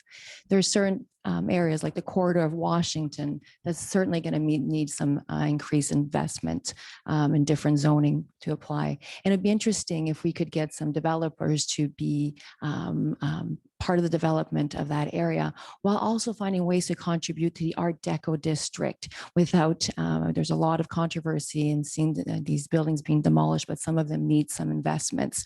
So maybe there's some sort of incentives or tax incentives that we can be working through. So the developers on corridors like Washington are also investing money into reshaping these Art Deco buildings while protecting them. Okay, thank you. One specific incentive or initiative that the commission is pursuing is trying to attract Class A office by leasing out city parking lots in the Lincoln Road area. I guess well, we have only 3, so we have more time if you want to expand. Do you support that initiative of the commission? Are you familiar with it? What do you think about it? Stephen? Again, I'm in support of Class A office space, but in general, I think that the city needs to do a much better job of reaching out to these tech companies and to, just like Mayor Suarez is doing. Mayor Suarez has done an amazing job. So I would like to see the city, take a forefront in reaching out to all the tech companies, the finance companies, and seeing if we can incentivize them. And then working, once we know, let's say we have a sales force coming here, or another company that does coding or tech, and then we start working on incentives to make sure we bring them down here. So my number one thing, once I got into office, I would be calling 100 companies and trying to bring down more tech companies and finance companies. So you would be looking for companies rather than building buildings and hoping that they would come. I personally think like Salesforce did it. They built the building for them. I think that let's get these companies first. And rather, I think we can bring them first. And then once you bring one, they're all going to come. It's like an avalanche. Okay. That's how the economy works. Thank you. Alex, your thoughts? So I believe that there's jobs that belong to government, and I believe there are jobs that belong to the private industry. I'm a firm believer that we buy assets and we hold assets because those assets are our treasures for the future. And I think back, other times when the city has already given away public lands in these areas of the city. There's office buildings that have been constructed, and I don't know how much demand there is for that space in those office buildings. I do know that we have already passed legislation to increase heights along certain areas of our city, such as Alton Road, where not only is it an increase in height to attract Class A office space, but it also disincentivizes hotel uses and transient uses in that area. And so I think that's where we trust the private industry to bring in private dollars, because they're the best ones to develop Class A office space, but most importantly, to bring in positive activations that flood our city with money and activity. Thank you. Okay, thank you. Melissa? I think it works along with the vision of the work, live, and play area, where we need to be encouraging some businesses to be moving their offices in this area. But again, I think that we need to be also addressing our crime issues first as a priority before we can fully attract these investments and these companies from wanting to set up here. So crime is the first thing we need to be addressing as we are as a short term, while we're doing the long-term planning for the live, work, and play. Okay, thank you. Yes, no question to follow up on that is, would you sponsor a proposal to require a public referendum for the sale of any city-owned land? Start with Stephen. Yes. Stephen, yes. Thank you, Stephen. Let's go with Melissa. Yes. Yes. And Alex. Triple yes. Okay. Okay. And since we're on a lightning round, let me ask another one. This is a topic that from time to time arises in Miami Beach. We've been successful in the past, but we want to make sure we get your opinion on it. And that is, do you support casinos being located anywhere in Miami Beach? Alex? No, triple no. Triple no. Okay. Thank you, Stephen. Quadruple no. No, Okay, Melissa, you want to up that? no. Double down. You want to double down on that one? It's just a no. Okay, thank you. Let's talk about resiliency a little bit. The city has used a variety of strategies to address the impacts of climate change and sea level rise in our community. In your opinion, is the city doing the right things? Is the city doing enough? And what would you do differently? Start with Melissa. I think we need to reinstate our pump station programs that has stalled for the last couple of years as a first step. We've had a lot of pushback from residents into some of the proposed street raising. And I think it's important that the city analyzes neighborhood by neighborhood and put in some of the responsibility for neighborhoods to decide what's right for them and give them some options. And it can't be a cookie cutter fits all. For people, flooded streets are a nuisance, but flooded homes are a major disaster. So we need to start analyzing what works for each neighborhood. One of our focus should be on making sure that our major roads and our arteries are resilient and can withstand any flooding after a hurricane, so that we can have response teams and evacuations done quickly. So I think we've focused a lot in the city on neighborhoods where we want to start first with focusing on some of the major roads and arteries first. Thank you. Steve. Okay, so I've listened to a lot of the experts on this Urban Land Institute, and they've all said that basically there's not going to be one solution for climate change, that over time we're going to have to keep on adapting and have different solutions. Some of the solutions that they've mentioned that I really firmly believe is we need to make sure that all the seawalls are either a certain height or uniform. We need to have much more green space. And most people don't know this, that 70% of the green space in Miami Beach is the 3 golf courses. So we need to have a lot more flood mitigation. And lastly, as a lot of people don't realize, that the communication to the residents is not great about climate change. So there's a lot of, people are against it. Some people are for it. I think that we need to tell the residents the truth. We need to go area by area. Some areas don't want road raising. Maybe we postpone it. Some areas are ready for it right now, like West Avenue. But I think that we just need to come at it and communicate with the residents and explain to them that we live in Miami Beach and climate change is real and we're going to have to adapt with it. Thank you. Thank you. And Alex. Can you repeat the question? Just to get the full context. Sure. It's essentially the city has done a lot for climate change and impacts. In your opinion, is the city doing the right things? Is the city doing enough? And what would you do differently? So the one thing that I think is very important is to remember that anything having to do with climate change and sea level rise is adaptation.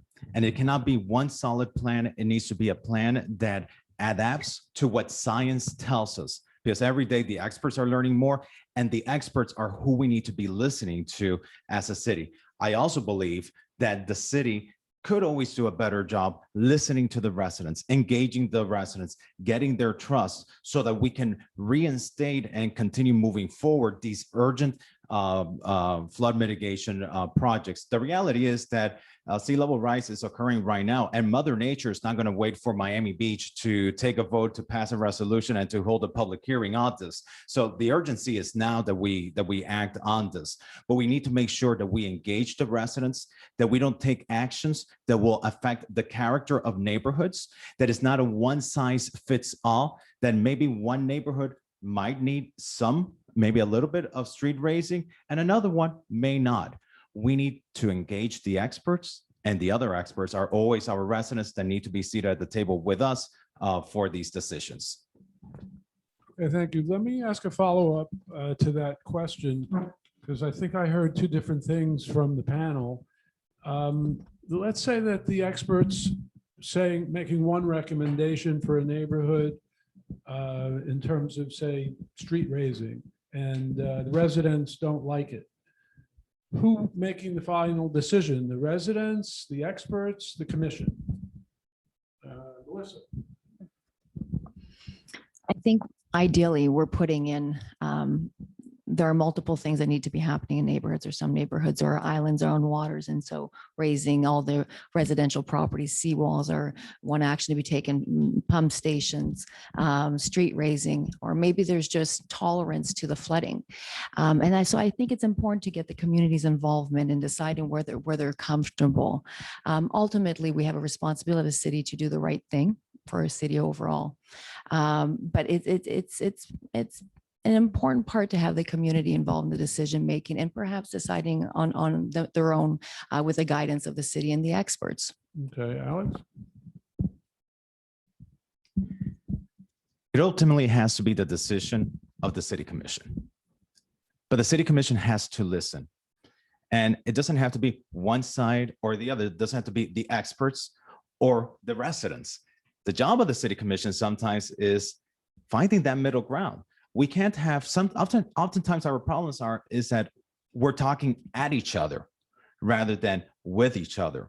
Well, why can't we bring the experts and the residents together and find solutions that work well with the needs of neighborhoods, with the needs of residents, and then the city commission can make the appropriate decision.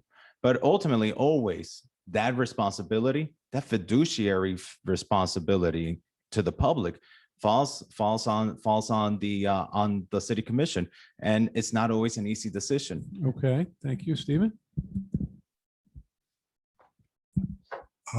This is it's a tough question because I've walked around different neighborhoods, all have different answers. And I personally would listen to what the neighborhood wanted. I know that we eventually have to raise all of these roads. The most controversial one is the raising of the road. So all the condos in West Avenue, they're fine. Let's start doing that. For the other areas, maybe we do swales, maybe we do more trees. So there's many different tools that we have to combat climate change. The most controversial one is road raising. So let's start with the residents that want the road raising, and then we'll move on from that, and then we'll keep going.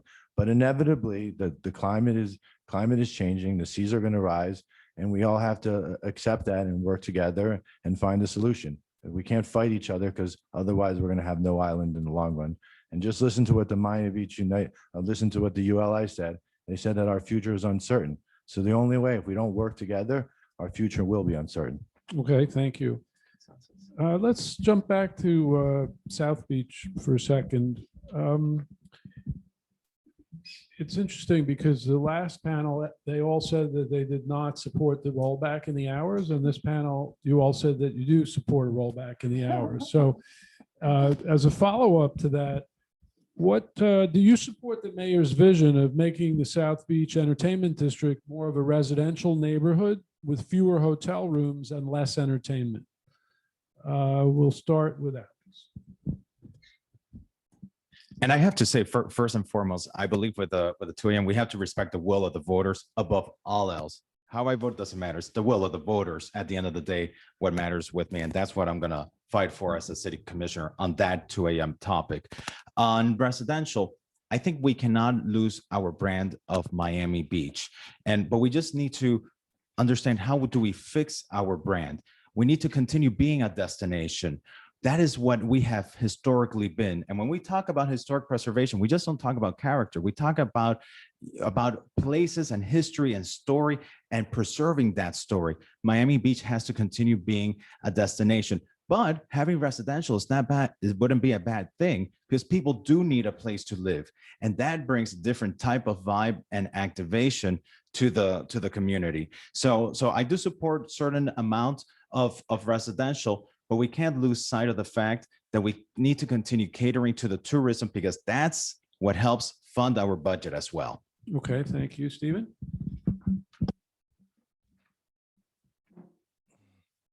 Similar to what Alex said, the 2 a.m. and the rollback is actually, I'm not for it or against it. I personally think it's the will of the people.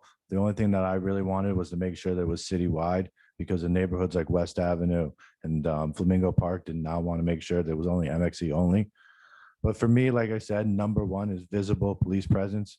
Whether we make all of these changes, if we don't have the visible police presence, none of it will work. I think that we need to have much more enforcement.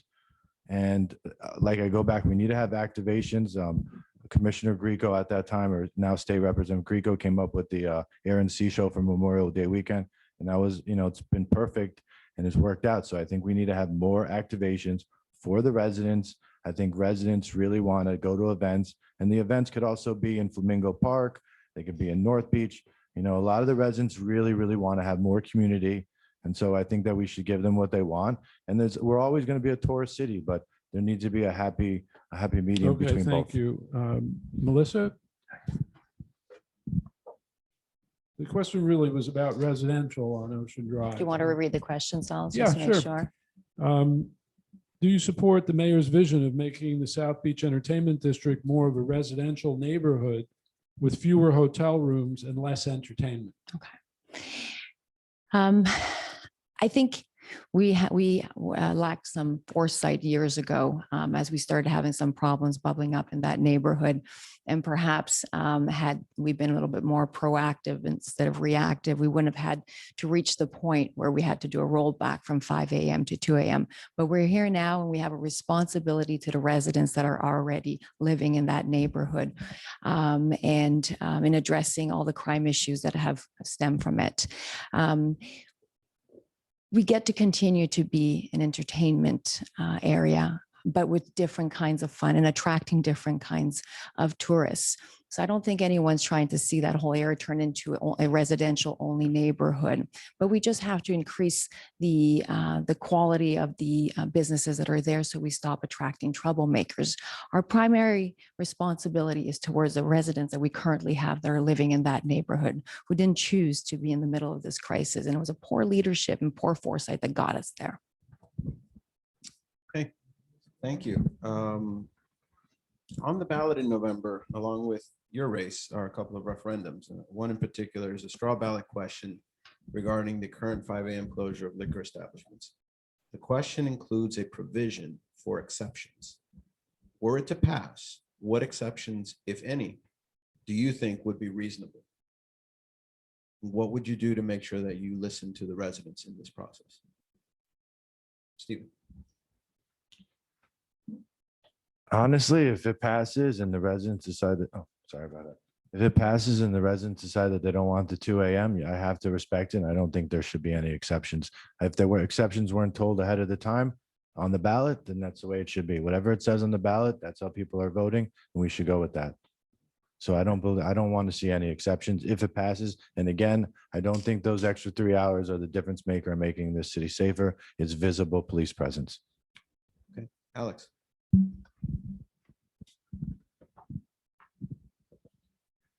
So I believe that the 2 a.m. is not the fix-all solution to this. If that is what the voters end up selecting on November 2nd. If the voters do vote for the 2 a.m., I will respect the will of the voters. However, I think that the exceptions that could be considered is, for example, we have large hotels that can self-enclose noise, that can self-enclose the impacts of crowds, that can self-enclose the issues of safety, that can provide the safety as part of their facilities. I think certain exceptions can also be provided to establishments that commit to providing and actually have off-duty on site, that have cameras, that have communications with our city, that are telling our city which are the headliners that are coming to our city and working with our city. But by the same token, I think that sometimes we got to be thinking, maybe we got to also have a more punitive measure on those establishments who at 2 a.m. continue causing problems for our city and telling those, hey, buddy, perhaps you got to close up a little bit earlier. So I think it's not a one size fits all. Certain exceptions could be made for establishments that have off duty and can self-enclose the issues. And other exceptions could be, hey, listen, if you're still causing problems at 2 a.m., you're closing earlier. Okay, thank you. Melissa. The reason why we're switching to a 5 a.m. to 2 a.m. is because of the increase of disturbance to our residents, basically, and loss of control over the situations that we've dealt with in the last few months or a couple of years. And in allowing for certain exceptions for establishments that are enclosed, we get to respect the residents. So if you have an establishment, a hotel that has a bar that stays open to 5 a.m. with the security that it needs, it is not disruptive to our residents, and therefore it should be considered. Thank you. Quick yes, no lightning round before I hand back to my colleague, and that is, should Ocean Drive be reopened to vehicular traffic? Melissa? So yes or no? Yes, no, Yes. yes. Thank you, Stephen. Yes. Yes, thank you. And Alex? Yes, no, hybrid, but One or the other? temporarily, yes. Temporarily, yes. Okay, I guess that's as good as we can get. Okay. That's interesting. Everybody on the last panel said yes, and everyone on this panel said yes. So there seems to be some consensus there. Let me ask a question about the city charter prohibits the increase of floor area ratio unless first approved by Miami Beach voters. Okay, that's what the charter says.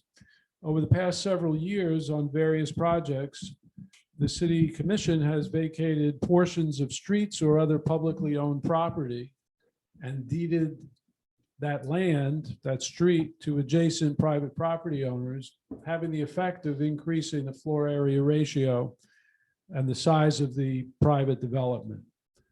Would you be willing to sponsor a charter amendment to close this loophole? And would you vote in favor of closing this loophole?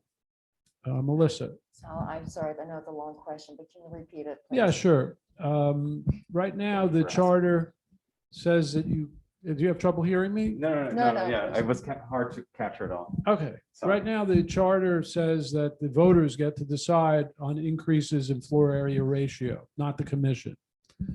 But the city has found something of a loophole on that point, and they say that they can vacate a street and give that square footage to an adjacent development, as was done at Fifth and Alton, as was tried to do at the marina, as was done at the Bulgari Hotel. It's already happened 4 or 5 times. So the question is, do you support that essentially loophole of letting the city give projects additional development square footage, or do you think that should remain with the voters?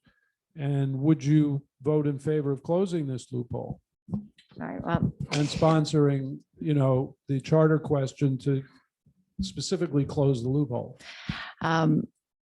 I do not have enough understanding of the issue to give you a clear and honest answer. But I do think it's important in a situation like that to get some clarity. We shouldn't be working around a loophole. And so it's in the voters and the residents' best interest to understand and not to fall into this game playing with the city and trying to work around these loopholes. Again, it's not the way that our city should be governed. So I don't understand fully, to answer your question correctly, but the sounds of it is this lacks clarity for people to understand how the city is making its decisions. Okay, thank you. Stephen? Actually, this is a tough question because economically, I understand where the commission is coming from, because it's basically you're getting free money kind of, because they are playing that loophole. But I personally believe that they should take that loophole and give it to the residents to decide if they want to allow the commission to do that. Either take it away totally, or if they want to allow the commission to start, selling off land like the way that they're doing it. So to explain to people, it's just like on paper, you're selling the street, and then you're getting the FAR. And there is a lawsuit right now. I think on the Bulgari, there's a lawsuit. So I think that at the end of this will end up in the courts. But something that's in general, that loophole where you're playing games with it, I think that you should try to close the loophole. And if you want to do what they're doing, put it out to the voters and let the voters decide. Okay, thank you. Alex? Thank you for this question, because perhaps there's nothing more important to me than our city charter, because that is the constitution of our city residents. It's where we start and where we end with our rights as residents. And every day as your city commissioner, I will do everything in my power to defend our city charter. As a former member of the Charter Review Task Force, and my years of experience in dealing with our charter, I understand the section of the charter very well, which is why as a member of the planning board, I voted against the giveaway of the Bulgari street closure on 21st Street. There was clearly a loophole that has not been closed over the years. And we have known of this loophole.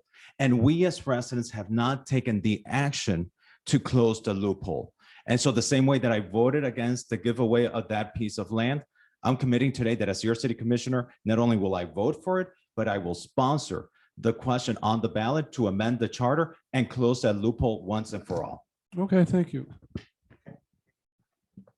We've spent a lot of time asking questions. We appreciate your indulgence and patience. Flip the script a second, and each of you, I'd ask you to ask a question.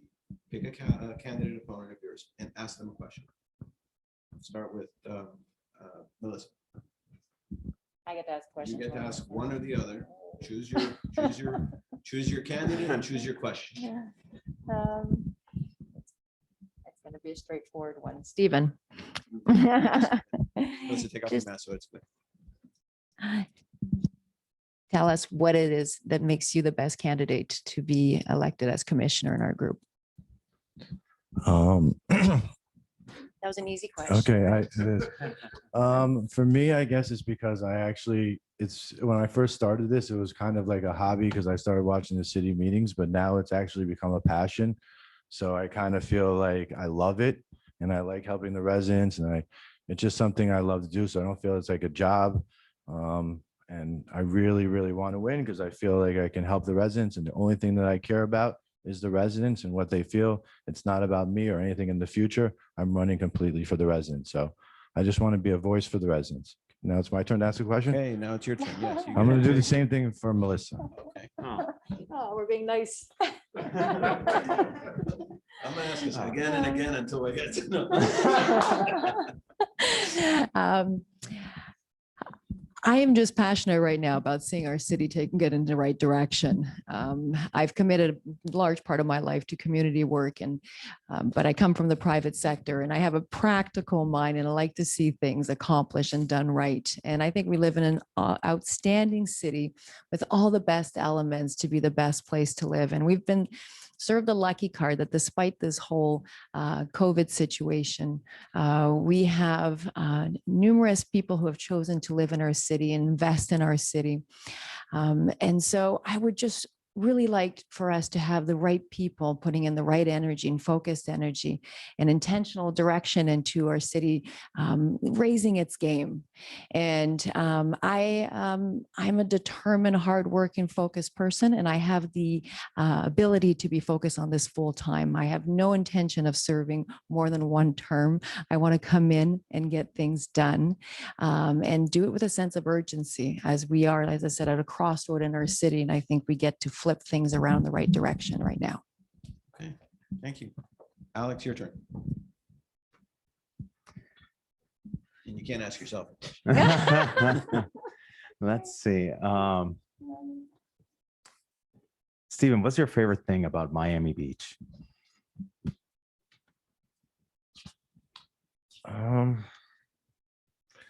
think my favorite thing about Miami Beach is that, we have residents from all around the world that come here and they vacation here, and people live here, and we have tourists that come all around the world. But lucky for us, we're able to live here all the time. So I think it's just, we live a vacation, and I think it's just very important that we take care of Miami Beach, because it's not just for us, it's for future generations. And I just love that it's, a very unique place, and there's no other city like it. And that's why I like Miami Beach. And most important is the people, whether it's Alex, Melissa, and all you guys, and all these community groups and these Facebook groups. And hopefully we can make it a more of a community in the future, and we can work together. Thank you. I didn't get a question. I'm sad. The same question as, why should the residents vote for you? Is it okay with the moderators? Sure. Thank you. Just take off your mask. Oh, thank you. I love Miami Beach, and nothing for me is more special than every morning walking out of my house. And we were chatting about this earlier, Melissa, walking out of my house, going to the beach walk, walking down that beautiful beach walk, seeing the sunrise in the morning, seeing people exercising and enjoying our beaches. But for as beautiful and as wonderful as our city is, we have challenges, and public safety is our greatest challenge right now. And our challenges can be our cusp of, can bring us to the cusp of great opportunities. And I firmly believe that my years of experience working with the Police Citizens Relations Committee, together with my years of experience with the Charter Review Committee, my proven track record on the Planning Board representing the values of our residents, together with the diversity of our community, having served as chairman of the Hispanic Affairs Committee, plus my years of legislative experience will allow me from day one start sponsoring legislation that continues making Miami Beach the greatest city in America. Okay, thank you. Let's get into North Beach question. We haven't talked about that so much. The issue of what to do with the Olympic pool and that large project in North Beach is probably going to be one of the first issues that any commissioner who's elected has to face. How would you deal with the shortfall where the budget was originally projected to be 65 million and there was funding for maybe that amount, and now it looks like it's up to 110 million? Would you sell public land, scale the project back, cancel the project? What do you see as your range of options, and how would you deal with them? Melissa.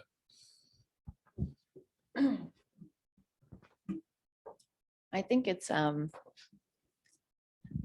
we need to evaluate closely how these projects are adding to that community. And so we have committed to make North Beach and more of a focus of Miami Beach and help it moving into a more vibrant neighborhood and community. So I think it's great that our city's putting some consideration into investing that much in that aquatic center. It's a question of it's the best use of spending all that money. And I can't tell you that right now. I know for sure that what is the community's overall stance on that. So I would need to understand better to answer that question. You said you do know what the community stance is? Or you No, don't? I know. No, I don't. And so I would need to understand better to give you a true answer. Okay, thank you. Stephen? Okay, first off, I wanted to say I'm not in love with the way they did the whole entire geo bond in general, because there was no matching state funds, which another city did have. The city of Houston had matching funds at the same time. But as for that specific project, the amount that was put on there, I think it was like 60 million, and now we're at like 110 million. So I definitely don't believe in selling public and selling city assets to pay for another building. I think that's the law of diminishing returns. I'm not sure of the return on investment. I'm a businessman, so I don't understand that. I think that we put in there 60 million. We should try to keep it around that number. And if they want to go higher, they need to find other ways, whether it's find sponsorships, outside money, whatever it may be. I do not think we should be selling city assets to build another building, especially waterfront asset. And I can give a prime example. When I was walking in Normandy Shores, somebody told me that they sold 3 lots recently. They sold 3 lots on the water, years ago. And now those had for like, I think $1 million. And now there's 3 houses on there that are worth about 12 million each. So anybody who knows about real estate knows that it's usually never a good idea to sell land, especially at low values. And so I personally believe that the city, like Kristen said, should try to keep our city land if possible. I believe in protecting the public's assets. Let me start off with there. And the day that you see me selling a piece of public land because it's profitable for the city, you'll see me selling my house as well. And I don't think I don't see any of us rushing to put the real estate sign because we all love Miami Beach. But specifically with that project, I would look at the procurement. I would start looking at the procurement process. What were the other bids that were received? Did we make a mistake in maybe perhaps with the vendor? Were there better options in the vendors? We got to understand what happened with the procurement process and why we selected that vendor at that price. Were there better prices so that we can avoid this from happening in the future with other projects? Because the reality is that the voters approved general obligation bonds for the delivery of these projects. And to the extent possible, we owe it to them to deliver those projects. We're dealing with rising construction costs, rising costs of materials. So we need to identify, why did this happen here? So that we can avoid it with the many other projects that we owe and that the public expects us to deliver to them. Okay, thank you. I think we'll go to closing statements. You each have a minute to make your statement. Stephen, why don't you start us off?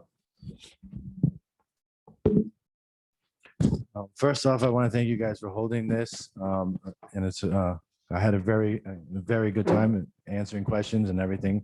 I just wanted to remind everyone, most of my campaign, like I said, it's for the residents. It's about bringing people together. It's about trying to unite each other, you know, and so we can work together. We can move the city forward. A lot of things, when I was watching these meetings for years and years, it just seems like it's a lot of fighting between the developers, between the preservationists. I'm just wondering if there's a way we can try to come together as a city. We can move together. We can move forward as a city. We can compromise. We can work on affordable housing. We can work on the crime issue. We can work on climate change, and we can all together come together, no longer fight. And I think that this city, like I want to say what I heard years and years ago at the ULI, is it said that we're all in a boat together. And if we're all rowing the wrong way, we're never going to go anywhere. So I'm asking the developers, the residents, small businesses, let's all come together for the first time in years, and let's all row in the same direction. Thank you. Thank you. Alex? I want to thank again Miami Beach United for organizing this, and everyone who's watching, and to my colleagues running for the city commission. It's been an honor and a pleasure to be able to have such a substantive debate with not debate, within the debate forum. And I think a lot of us even agreed on some of the issues. I'm running for the city commission because I love Miami Beach. I've been dedicated to this community. We've worked together, many of us, for many years on many of the issues that are facing our community. I remember when AIMCO was proposing the 400-foot tower on Bay Road, that the community came out, and I made the motion to deny that application before the planning board.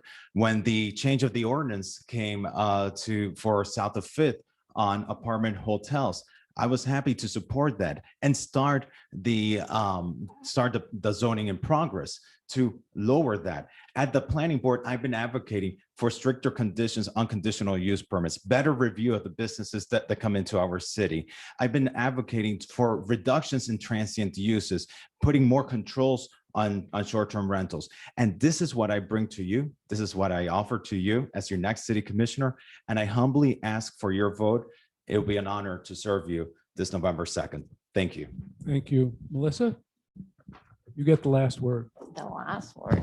Well, I'm not as polished of a speaker than some of my, so I have a cheat sheet. Okay, go ahead. All right, so our city's success lies in our capacity to raise the bar and reinvent our city in new ways, while we are addressing our residents' need for a safe city and their right to well-maintained neighborhoods. With the right leadership, our city could be governed effectively and consistently and with clarity. So our residents no longer need to initiate these long battles in order to get basic issues addressed and resolved. My motivation is to serve public interests. I'm not running for a title or to further my professional career. I'm running because I care deeply about my family and your family and our neighborhoods. We need to fix the crime, address the flooding, and rid City Hall of the mismanagement that's stifling our progress. I'm running to get things done, to move the ball forward with intentional direction, because I'm tired of inaction, and I know many residents are as well. And what I bring is public service that is heartfelt with strong determination. Okay, thank you. Let's have the audience applause, even though we. Thank you very much for participating in this forum, and we wish you the best of luck in your campaigning. Thank you. Thank you for Yes, sit tight for a second, please. For everybody out in TV land. Oh, she's. What, you can't hear me magically? All the time. Thank you all for participating. For everybody out in TV land, thank you for joining us at home and wherever you are.